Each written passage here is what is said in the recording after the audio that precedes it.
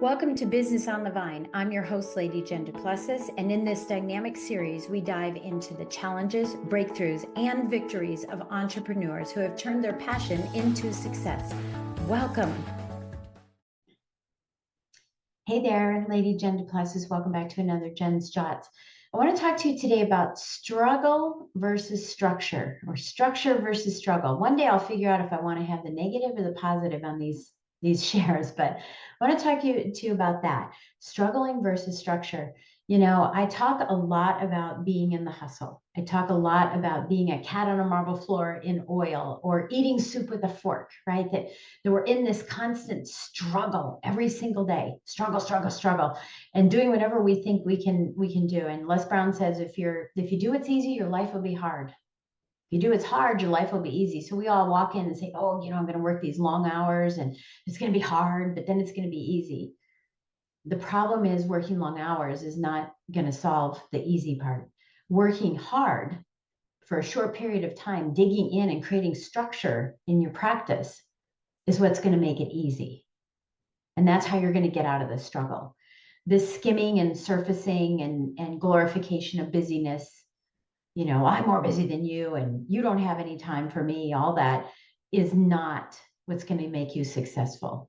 Structure is going to make you successful. And so many people avoid it. Now, here's another way to say structure: time management, right? Or time blocking. And people go, oh God, I hate all that stuff, right? I get it. But I'm telling you that structure will set you free, because right now you're a prisoner to all of the activities and actions and whatnot that you have in your business. You are a prisoner. You can't get out of the office. You can't get out of the office in time to go home, to get to an appointment. You're working long hours because you think the more that you work, the more successful you're going to be. But despite all that, you're still working backwards and you feel that way. I know I felt that way, time and time again.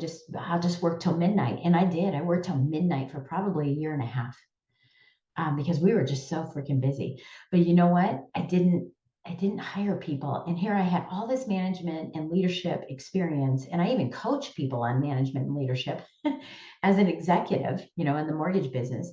I had all this wonderful experience and I didn't apply it to my own practice when I became a loan officer.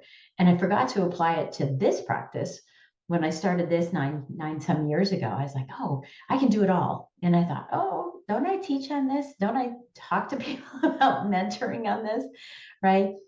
The struggle is not where the fun is. It's not where the money is. The struggle, the money, the wealth creation, the harmony, the team, the growth, the scaling, the dreaming that you started this business to dream. All of that happens in structure. Absolutely. Ask anybody. I've interviewed thousands and thousands of top producers, top experts, and everybody has structure. It's almost like Groundhog Day sometimes, because my structure is so much like that I just need to ask and remind myself, what's today? Wednesday? Oh, today's Wealth Building Wednesday. Thursdays, Testimonial Thursdays, or Training Thursdays, right? I do a little bit of both. Fridays are Blueprint Fridays, right? That's where I blueprint for the next week. I know every single day what my theme is for the day, what I'm going to be working on for the day, because it's very structured. And it's more than time management. I don't like time management. By the way, I don't like balance either. I think that the reason we can't find balance is because it doesn't exist. Imagine you're standing on two boats. I'm a licensed captain of a boat, and our boat's called That's What She Said, by the way. Who do you think she is? Right? Me. My husband may be the captain of that boat, but I'm she, right? I'm the captain in that sense. But we're both licensed. But imagine standing on two boats or standing on two kayaks. What if you were standing on two kayaks at the same time? Would you be tired? Would you be full of energy? Right? Which one do you pay more attention to? The one on the left or the one on the right? Or you watch the right for a while and the left starts, getting away from you. You start creating the splits and you're like, I got to get back to the left. And sorry, right, I can't work with you. And so this is why balance doesn't exist. It's just exhausting. And when you do get balance, your attention is 50-50. You're never fully in. You're never fully present for one of them, right? Because it's 50-50. You're just kind of haphazardly doing everything. So that's why I don't believe in balance. I don't even believe it exists. And this is why we can never achieve it. Interesting, huh? So let's talk about the structure, right? Being 100% all in, 100% present in the task at hand is where success is going to be found. Not multitasking, not task switching, not wearing a multitude of different hats. And as business owners, we do, right? You wear a multitude of hats. You have to be an HR person, a marketing person, a follow through, a systems person. You have to be all these people. And I get that. And there's this task switching that goes on all day long. But I love telling this story about structure. So bear with me for a minute. And by the way, this story, if you ever want to tell the story to your team and how we need to get into structure now, and they're like, I hate structure. You can tell this story in one of two ways, or come up with your own way. It doesn't matter. But we can either talk about bringing groceries in from the grocery store, or we can talk about laundry. Now, I like laundry better, and I'm going to talk about that at length. But the structure for the grocery store is, when we come home from the grocery store, all of our groceries are in bags. We bring the bags in, and then we pull everything out of the bags, and then we sort them, and then we put them away. Okay. You would never dump all the bags out into the trunk of your car and take one item in and put it away and then come back out and get more, right? Because it's not efficient. It's not effective. It's not efficient. This is really about priority management. But I like telling the story in the laundry sense, because if you're doing laundry and you're, and I know all of us have done laundry, so this isn't a male female thing. We've all done laundry. Laundry is drying and it's finished drying. Some people take each item out and they fold them and put them on top of the laundry, and then they call their kids in to get their pile. That's one way, right? Others put everything in the basket and they go someplace and they fold everything on a bed or a dresser or living room while you're watching TV, and you put everything in piles. But no one that I know of, unless you want to lose weight, this is a really good strategy. If you have time and you're trying to get more steps in and you want to lose weight, open up the dryer, pull a sock out, run it all the way upstairs into a bedroom, into a drawer, open the drawer, close the drawer, put the sock in, close the drawer, go all the way back down, and then find a shirt, right? And run that to a different room, hang it up, fold it, whatever you're going to do, and then come back in. And the reason I ask people all the time, why don't you do this? Because it's not efficient, right? It's not efficient at all. It takes too much time. It's too much work. It's too much energy. See, this is what happens when you're task switching. This is why I call it, why do you think they call it a laundry list? It's a laundry list of things to do. It's a mishmash of everything. Your email that comes in is a laundry list, because not everything comes in with everything being compartmentalized. You can set rules so that you can compartmentalize them, and that's what I'm going to suggest you do. But it doesn't come in that way. It comes in as a laundry basket, a laundry list of things to do. And I talked to someone not too long ago that I was coaching, and he had over 3,000 emails in his inbox. I'm like, why? And he goes, oh, it's just all these people are sending me. And I'm going, well, how much money do you make? He's like, well, I make about 150,000 a year. I'm sorry to say, but that is ridiculous. That is ridiculous. And I'm going to say it in a way that you probably may not like or whatever, but you're not that, and I didn't say it to him this way. I'm telling you this, right? That's not success. You're not that important. You don't need 3,000 emails in there to make you feel good.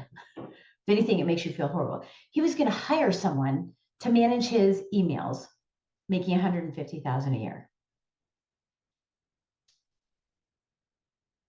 So my revenue is much more substantial, and I have no one managing my emails because I've set rules. It comes in as a laundry basket, and I've set rules to compartmentalize them so that when I work in a time block that is for that rule and that compartment, that list of, or stack of shirts, stack of towels, right? I set a time block that I'm going to work on towels, or a time block that I'm going to work on marketing, or that I'm going to work on submitting something for a speaking engagement, or that I'm going to respond to my clients.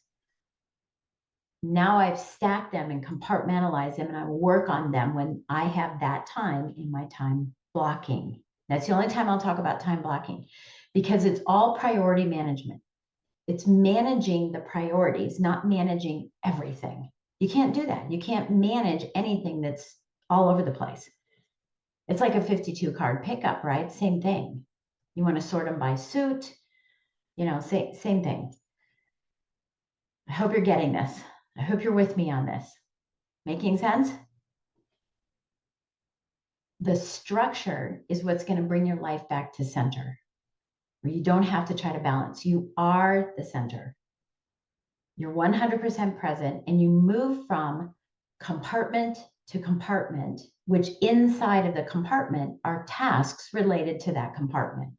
So if you're going to go online and you're going to price something out and do some comparison pricing, you're going to do it once. You're not going to go to it and then something else and something else and then have to log back in again. If you're going to pay all your bills, you go to the website, at all the websites, and you set up the dates for them and you're done. Not, well, this bill's due this day and that one's this day, so tomorrow I'll do that. And then you wake up in the middle of the night, I didn't pay the bill, right? Get all your bills done once a month and set it up to be paid. I do all my coaching on the same day because my mindset is towards coaching. And it's interesting because then my topic of coaching tends to be the same. We start kind of going down that, obviously clients have different challenges and problems that we need to address, but then what I'm coaching on or what I want to share with them becomes the same thing. I have my group coaching the same day every time. I do all my podcasts the same day. I do one podcast one day and another podcast another day so that I don't commingle my topics, right? Because I can get through them much faster. Have you ever done Christmas cards, right? And you get that stack out, right? You have your stamps and you have your return labels or a stamp for that. And you have your address book or your phone out, and you've got the cards and you've got the envelopes, you've got everything all laid out. And you start doing that first one and you're saying, Aunt Sue, it's been a great year. I hope you're good, etc. Love you, love you. And you close it up and you feel really great. And you stuff the envelope and you lick the envelope and you turn it over and you look on your phone. And you say, there's her Aunt Sue's address. You take your stamp and you stamp your return address, take another stamp, you stick it on there, and you got one done, right? By the time you're at your seventh one, you're just going, it was a great year, hope yours was too, signing. And then you don't even stuff the envelope. You just do a whole bunch of cards. And then you go back once the cards are all done because it was compartmentalized. You did the same task over and over because it was faster and faster. Now you go in, you stuff. And you don't even lick them anymore. Now you've got a sponge and you're sponge. You've got them all sprawled out because they're drying a little bit, right? And then you fold them all down. You flip them over and you stack them up. You spread them out so you can stamp. You let those dry while you're sticking the stamps, right? And then you're writing everything out. You got everybody's address and you're writing it out. But the reason why you start going in that direction is because it becomes more efficient when you are structured and compartmentalizing tasks, like-minded tasks. Why would you have a phone call with a client who's not happy with you, right? And saying, I'm really sorry you feel this way. I apologize that this didn't happen. And then the next call is a sales call where you're supposed to be on, right on. I'll just say on. Why would you do that? Make all your sales calls because you're in a rhythm, you're in a pattern, right? Make all your sales calls and then call all the people that are disgruntled if that's what you have to do. And then call everybody to schedule appointments because now you know your calendar a little bit better and you go, oh, I can't do that day. I already know. That's what structure does. It's prioritizing. I'm going to talk about prioritization here in just a second, but it's prioritizing, right? And compartmentalizing like activities and tasks, not task switching. Not every 10 seconds you're doing something different. Here, there, and yonder. And there's statistics about this, about when you get interrupted and distracted from something and how long it takes you to get back in play. And there's all kinds of numbers on this, right? But how long it takes you to get back in play That is wasted time, energy, and space. People always ask me, how are you running 4 six-figure plus businesses? And it's because I have structure. It's also that I have a great team. I have management and leadership experience too. I know how to manage my team, which is what I coach people on. But I also have structure. These Jen Jots, you can go back and look at them. I'm wearing the same thing a lot of the times because I'm knocking them out. Get in a pattern and it's easy to knock them out. Instead of, oh, I'll do 1 today and 1 tomorrow and 3 tomorrow and the next day, I just knock them out because now I'm on a roll, right? So you've got to start compartmentalizing like-minded activities. It can't be a laundry list. It can't be a to-do list. It's all different things. You've got to compartmentalize them. Set a time block so that you can address them when the time comes. It becomes your digital brain. Address all those things when the time comes. Don't worry about them now. Now, when I talk about prioritization, I do have one strategy for you. I think that intention is everything. Setting intention every day. So every day, the very first thing I do, this is funny. If you've ever read Eat That Frog by Brian Tracy, his is a little different. It's like that big, audacious, yucky thing you have to do, right? Mine's a little bit different in this. So you can still call it Eat That Frog if you want. But every day I wake up and I say, what's the one thing? I have to do 20 things. I have to do 70 things, whatever number you have to do. I have to do all these things, or want to do, get to do, choose to do all these things. But what is the one thing that will move the needle on my business today? And that is the first thing I do. And it might be the one that takes all day and I don't get to everything else, and that's fine. Because tomorrow I'll have a different one thing that moves the needle on my business, and it won't take as much time, and I can get to all those other activities. But not in a laundry list, but rather in time blocks of like-minded activities. Now, I would also say each day isn't the same thing. You know, I'm going to have an hour I work on marketing and an hour I work on, personal development and an hour I pay bills. It's not like that. It's more that once a week I pay bills, twice a week I work on marketing. You need to set up your time blocks the way that work for you. But every day, just like every day we have a huddle, a team huddle, because I say, what are you working on? What am I working on? So that we don't bother each other during the day so we can get our work done. What's the one thing you could do tomorrow that would move the needle on your business? That is the one thing you have to get done. Then you go into your time blocks. And by the way, that is its own time block. But then you go into your time blocks. So I hope that was helpful. Structure is the way to be successful. Struggling and multitasking is not going to help you get there. That has to change, and it has to change right away. So here's your action item. Look at your calendar and start putting in time blocks of structured time of the different tasks that you do. So you're going to do multiple tasks in one time. Those stacks of laundry, right? All the pants go together, all the shirts go together, all the socks go together. That becomes your to-do list. Then once you've got the blocks made out, go into them, edit them, and in the notes, put what that action is. Is this a pant action? Is this a shirt action? What is the action? You have to make phone calls, put the names of the people. So when you open that up, boom, this is what you're doing. And then time block every single day. First thing in the morning that you're doing, you're going to determine this at night. The first thing in the morning that you're going to do is you're going to look at that time block and say, this is the one thing that will move the needle on my business. Maybe it's 5 phone calls to partners that you haven't met for a while. Maybe it's 5 phone calls to alumni clients to see how you can help them today. It's one thing. Maybe it's filling out an application for speaking someplace. Maybe it's reaching out to a mentor and asking for counsel. But it's that one thing that will move your business forward. I hope that's been helpful. I'll catch you next time.